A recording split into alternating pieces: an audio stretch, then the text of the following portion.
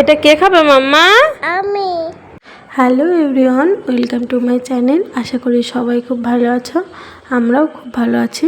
নতুন একটা ভিডিও নিয়ে চলে এসেছি। আর আমার এই ছোট্ট সংসারে তোমাদের সবাইকে স্বাগত।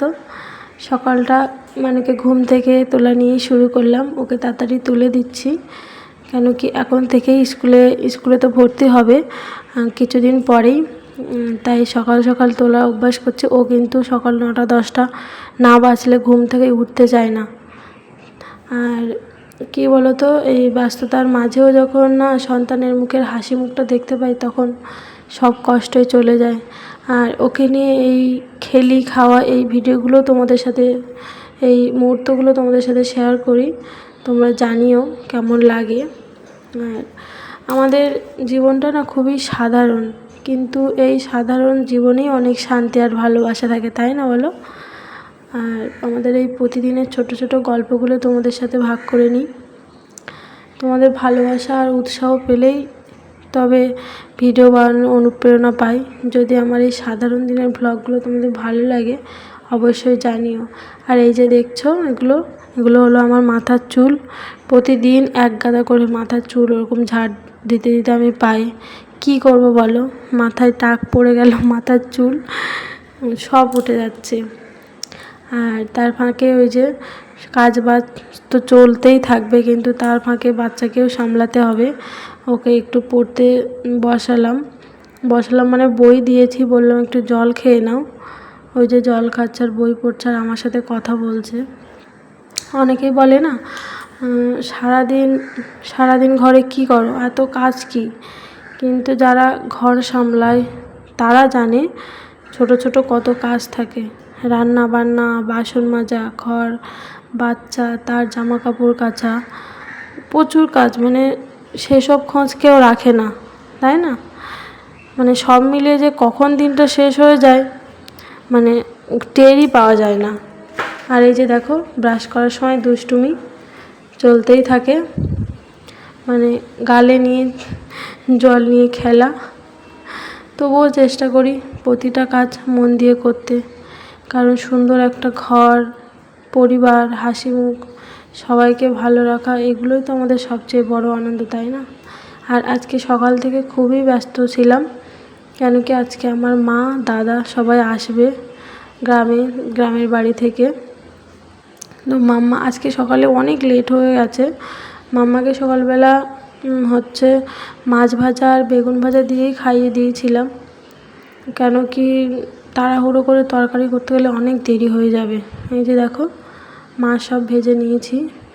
আর মাম্মাকে আলাদা করে আর ঝাল মানে তরকারি বানিয়ে দিইনি। পটলের তরকারিটা একটা ঝাল দিয়ে করেছিলাম, সেটা থেকে তুলে নিয়েছি, নিয়ে ওর জন্য আলাদা করে রেখেছি, তারপরে আমাদের জন্য রেখেছি। আর আমার মতো কে কে এরকম আছো, রান্না করতে করতে গ্যাস পরিষ্কার করো?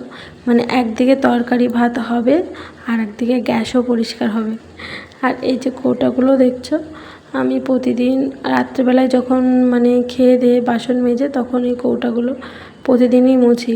কিন্তু যখনই সময় পাই না রান্নার ফাঁকে, তখন মনে হয় করে নিই, কেন কি ওই যে 2-3 দিন হয়ে গেলে আবার নোংরা হবে। ওর থেকে প্রতিদিন যদি পরিষ্কার করতে থাকি, তখন আর মনেই হবে না, তাই না? আর আমার রান্না কিন্তু আজকে হয়ে গেছে প্রায়। পটল আলু চিংড়ি মাছ করেছি, আর হচ্ছে মাছের ঝাল করেছি। কিন্তু মাছের ঝাল করতে গিয়ে আজকে একটা কাণ্ড হয়ে গেছে। মাম্মাকে রান্না করতে করতে আমার দেরি হয়ে গেছিলো আজকে ভীষণ। রান্না করতে করতে চান করাতে নিয়ে গেছি, এবার গ্যাসের ফ্লেমটা কখন যে মানে জোরে দিয়ে চলে গেছে বুঝতে পারিনি। পুরো প্যাঁচ পুড়ে ছাই মানে হালকা একটু বেঁচেছিল। তারপরে এসে কি করব, কারণ দেরি হয়ে যাবে আবার ওই প্রথম থেকে মানে করতে গেলে। ওখানেই জল ঢেলে আর একটু মশলা টশলা দিয়ে করে নিয়েছি। আর এই যে দেখো, রান্নার ফাঁকে যেসব বাসনগুলো পড়ে সেগুলো এখন সব মেজে নিচ্ছি। তবে তরকারিটা না একদম ভালো খেতে হয়নি, কিন্তু কি করব বলো, খেতে তো হবেই, নষ্ট করা যাবে না। মাছ তরকারি, এই যে দেখো কীরকম কালো হয়ে গেছে। আর তার ফাঁকে এই যে রান্না হয়ে গেছে, রান্নাঘর পরিষ্কার করাও হয়ে গেছে। আর আজকে কিন্তু মাম্মা আর আমি দুজনে মিলেই ঠাকুর পুজো দিয়েছি। আমি দিই, ও অত আসে না, ও কিন্তু ভোগ ভাঙতে আসে প্রতিদিন। আজকে বললো মা আমিও পুজো দেবো। ঠিক আছে দাও। ও ঠাকুরকে তুলবে, তুলে রাখবে, ফুল দেবে। এবার যদি যদি একটু বকি যে না ওরকমভাবে করো না, বাস কান্না শুরু। আমি বললাম ঠিক আছে। আর ধূপ ধরাতে ব্যস্ত প্রতিদিন।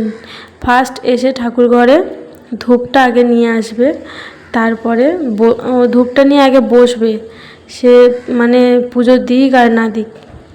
আর এই যে আরতি করে নিচ্ছি, তারপরে মানু ভোগ ভেঙে নিচ্ছে। ভোগ ভাঙা তার ভীষণ ভালো লাগে, তার কাজ ভোগ ভাঙা। প্রতিদিনই ও ওটাই করে। আর মামাকে তো আগে খাইয়ে দিয়েছি, আর আমিও খেয়ে নিলাম। আর এই যে আমার মা, দাদাও একটু পরে এসেছিলো। আর এই যে আমার একটা জেঠিমা, জ্যাঠামশাই, আমার একটা কাকার মেয়ে, সবাই এসেছে। আবার এই যে কিছুক্ষণ পর চলে যাচ্ছে। আজকের এই ছোট্ট ভিডিওটা তোমাদের কেমন লাগলো কমেন্ট করে জানিও। আর আমাদের পাশে থেকো, তোমাদের একটা কমেন্ট আমাদের এগিয়ে নিয়ে যেতে অনেক সাহায্য করে। সবসময় আমাদের পাশে থেকো। টাটা।